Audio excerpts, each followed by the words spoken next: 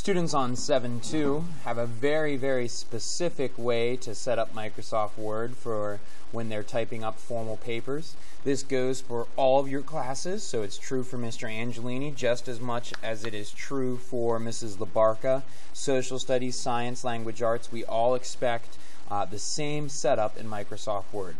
Once a student really has this mastered, it'll make their life a lot easier for them as they go throughout the year. They won't have to be redoing papers or getting marked off for it on rubrics. This is an easy set of points that they should be able to get every time, and it really just makes their papers look much more professional. So use this screencast to help you through each of the steps. You can use the end version of it to make sure yours looks correct, but in the end, what really matters is that you know how to do this. Word processing is an important part of the future. A lot of students, even though we're really used to text messages and emails and everything else, what we're not used to is publishing really professional looking work. We follow MLA, and that's who this is based off of. Students will use a lot of the MLA style guide as they go throughout the year. This will also be the same through all of high school, so this is great for them to learn now. That way, as they get into their high school classes in English and social studies, they know exactly what is expected of them from the very beginning.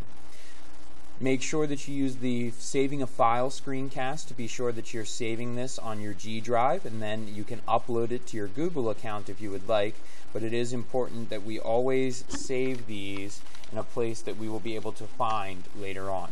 And if you're submitting it to a teacher, it's great to put your last name in that file name there as well. You start with your heading, and it is important that your heading is correct every time. You're going to put your name first, and then you'll put the teacher's name. After that, you hit enter after each line. Then you put the class that you're talking about. So with this one, we're talking about social studies, since it's definitely the best. And then you put the date. Now, it's best to put the date that you begin the paper, and then anytime you make a major revision, it's good to update that date so that it is all the way up to date. We'll follow the format with the number date first, followed by the month, followed by the year. You hit enter one more time, and then we will center a title. And so we'll imagine that we're writing a paper on the race to space. The title does not need to be bolded or underlined or highlighted. It's simply spaced in the center of the paragraph. Remember, it's important to use this center button up in the top. You don't want to hit tab, you don't want to hit the space bar, you want to center it because that way it will be very evenly spaced on both sides and it's just a lot faster. As you begin to type, it's important that we indent each paragraph. Again, do not use the space bar, use the tab button. One tab button is equal to about 5 spaces, and that keeps everything very even. Remember to capitalize and punctuate as you go through, but as you type, the computer will automatically do most of the formatting for you. One of the mistakes that we sometimes see students making is hitting the enter button at the end of each line. You do not need to do that.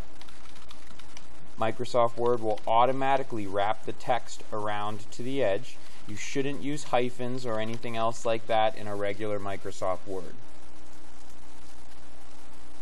You can see I jumped ahead and finished up this paragraph. Now when you're done with a paragraph and ready to start the next one, all you do is hit enter once and then hit the tab button again. You do not need to hit enter more than once. You shouldn't skip any lines in between there. You just start it at the beginning of the next line.